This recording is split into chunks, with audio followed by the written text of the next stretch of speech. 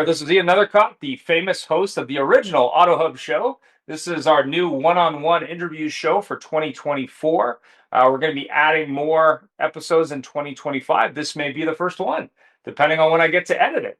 And lastly, we're going to be adding a new fixed ops show going live in 2025, which will be a weekly show if you're in the fixed ops side of automotive.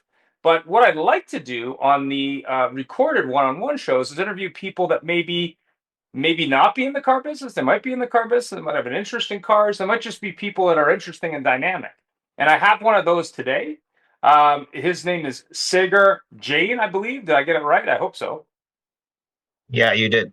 Not a problem. So Sagar, I mean, obviously, when I interview people on this show, I really want to ask them about how did they get where they are now, why they do what they do, and more importantly, get me a little more information and my viewers and listeners a little bit more information about sort of what that means to them. So go ahead and tell us your story in short format. Go ahead. Sure, of course. Thanks, Ian. So, to answer your first question, how did I get to where I am? So, I have started my career with web development, and I've developed more than 150 websites. I guess I was always good in logical reasoning, other than coding. So, in that, the process would look like I used to do the sales job from the beginning itself, and I had started my own startup company, which was in two divisions of businesses. One was in IT solutions, and the other one was in developing customized chatbots for different businesses. So from there, we used to find leads, do some prospecting, sales process, and all. And I hired some sales interns, HR interns, marketing interns, developers, and all of that for every execution of the operation in my startup. And so yeah, we grew slow and steady, but we could grow our startup from scratch without any working capital. And we at the end of the first year, we were able to secure, I guess, 5 to 6 clients, and it grew from there. So that was my first step in my career. Then I decided that I want to pivot into AI, and that's why I came over here in the States for doing my master's in information system and getting my expertise in AI-based projects. So far, I have worked on 3 to 4 data analytics and marketing analytics projects for different companies. Apart from that, when once I graduated last year, I have been working in the IT consulting side for the last 1.5 years. And in that, I'm involved with more than 15 startup companies, and working with different startup companies on helping them with pre-product marketing, post-product marketing projects, MVP and prototype development projects, and also helping them with fundraising by connecting them with investors at the same time, but also helping them with their marketing, digital marketing like GTM, go-to-market strategies, and focusing on their target audiences. So this is the overall summary of what I have done in the past and doing in right now. So you work a lot with startups in the technology side of the business or technology space, or like what would be like the range of companies that you would be looking for? Like small companies, startup, mid-size, like what who do you talk to in that area? Like what interests you?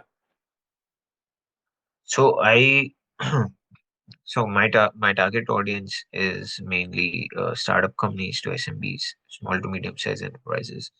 When it comes to IT solutions and staffing augmentation solutions from our company specifically, but when we are talking about NetSuite or Oracle Fusion technology implementation and support, it mostly consists of the Fortune 500 companies or the big enterprises because they are the only ones who have larger resources or larger number of employees to manage. So when it comes to ERP solutions, it is only for larger organizations which is used for managing their resources. It can be production, purchase, accounting, marketing, anything like that.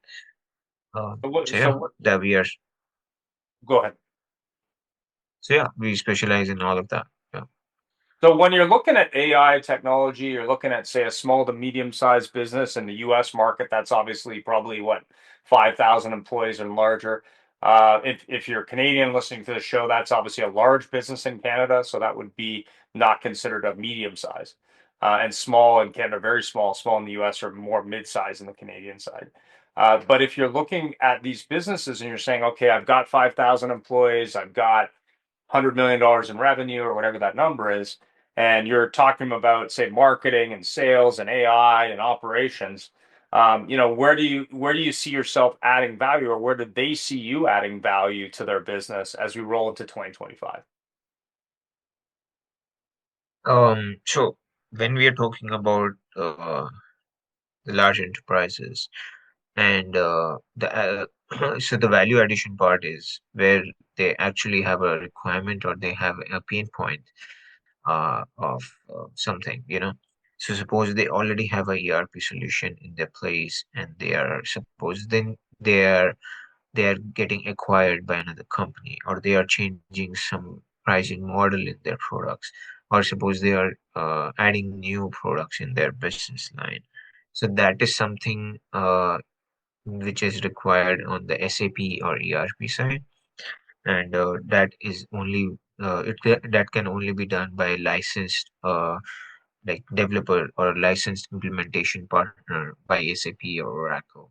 So that so we are one of them. First of all, we have been awarded by Times and SAP by for the number one Asia's number one company for SAP and Oracle implementation. So we have a great expertise and experience for the last 25 years and more.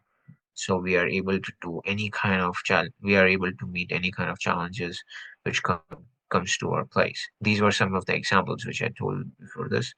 What can be the problems and pain points for different manufacturing or any kind of a construction company, because they are the target audience for ERP solutions mostly. So we solve that for them. And of course, if they have any other challenges or bigger challenges, we can also accommodate that. So what would be an example of sort of how you've been able to get results for some of the companies you work with, and sort of, what were they able to get out of it, and why did it make sense for them to work with you versus, say, another company? So there are many variables or many factors that companies like our clients or customers choose their vendors accordingly.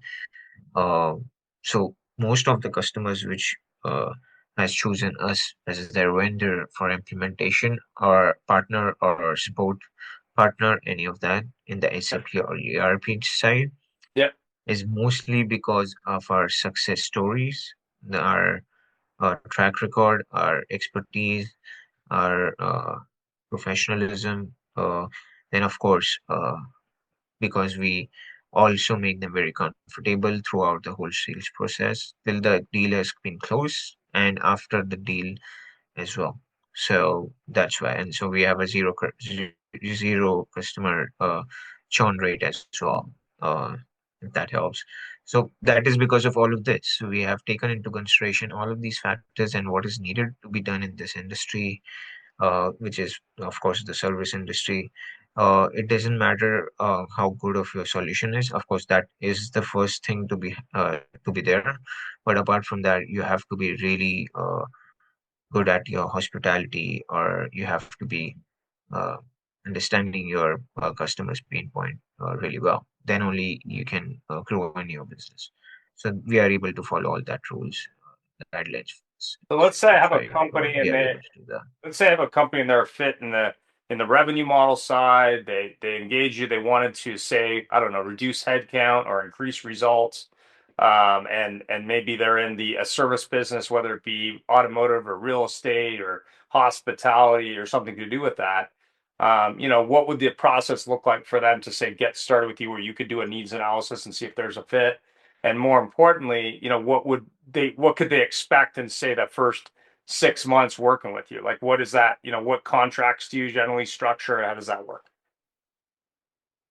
So, if I'm not wrong, you are asking me if there is a problem with there is a pain point for a company that they want to reduce the headcounts, Yeah, like they want to yeah, reduce the labor and yeah, they want to automate the process. So, how are we going to eliminate that problem, and how are we going to provide the solution, and yeah, how does the 6 month process look like, right?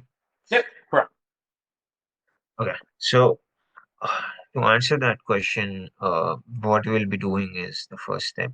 For the few first steps will be that we'll be drafting a BRD, that's called a business requirement document, getting to know the customer and the requirements and where is the pain point and understand the whole process. So we'll have the process map and we'll be having a business analyst or to work on that to redefine the whole process and where the automation is needed and where is the manual work needed. Um, and if suppose there can be some situations where one or two manual works cannot be eliminated because of the quality Right, of the production, maybe because of some FDA rules or maybe some other right, government rules and regulations. So we'll be studying that, and according to that, we'll be giving our analysis. This is the part of the process where we can automate it, and this is the part we cannot. You know, and right. if the whole thing can be automated, we'll give the solution to that based on the solutions we have, and then we'll be creating a contract based on that. It can be a contract based on the different variables attached to that project, the timeline, and the complexity of the project, and the risk involved into execution of that as well. So, taking in consideration on all of this, we may give a time and material based proposal or other fixed cost proposals as well. So that depends on project to project, but this is the thorough process looks like from the starting to the end of the closing of the deal for this kind of. So what generally on your contract point of view, do you generally engage in say a 6 month project, or is it more shorter term, 3 months, or is it more annual contracts? Like what has been your experience? Like what is sort of the sweet spot of your clients and you? Like how do you like to work? So currently we are working mostly on 3 month contracts or sometimes 1 month contract as well, depending on the situation of the customer, situation of the product, marketing, and all of that. So mostly I'm working on the MVP and marketing projects. So every business is at a different stage. Yeah, So we have to analyze that. We need to take into consideration all the points of uh, the customer's business, and then only we can suggest the right solution to be implemented at the time. Suppose if the business is now releasing their product and now they require marketing, then we'll be having marketing contract in place for them for however the timeline has been proposed by the marketing team, and it can be from 1 month to 3 months, depending on the customer's capability to honor that contract. And then it can be the other projects like MVP development projects or SAP implementation. So these kind of projects lie between 1 to 3 months timeline as well. So yeah, we'll be working according to that. And if something changes in from the customer side, so they can give us a notice of fantastic. So how does from someone the reach out to contract you? accordingly. Yeah. How does someone reach out to you? How do you get started? What's the process in terms of needs analysis, the contract? Like, how does that work? If someone say wanted help with AI to streamline operations, or they wanted help with marketing, or they wanted just maybe some thoughts on how they can improve their business, like how does that work? How would they get started working with you? So, if someone wants to start working with me, and they have any kind of requirement in the site, they can definitely contact me directly on my work email, and they can also call my cell phone number, or also they can meet me in person if they are in New York No at problem. my And there office. will be details below in the description on how to reach out to Sagar. And of course, if you are looking into 2025 to supercharge your business, improve the marketing, reduce headcount, look at ways to use AI technology to streamline operations and improve results, Sagar and his team can definitely help you with those things. Not only that, he has a truly international point of view, being that he moved to the United States, but it's not from here originally. So he has some world viewpoints that are definitely not common as common in North America as you might see in other companies. But not only that, he's looking for clients who want to do those things. Well, I appreciate you, Sagar, taking the time to share more details on what you do. And again, as I said, there will be more details below where you can reach out to Sagar. And of course, make sure you're mentioning the Auto Hub show.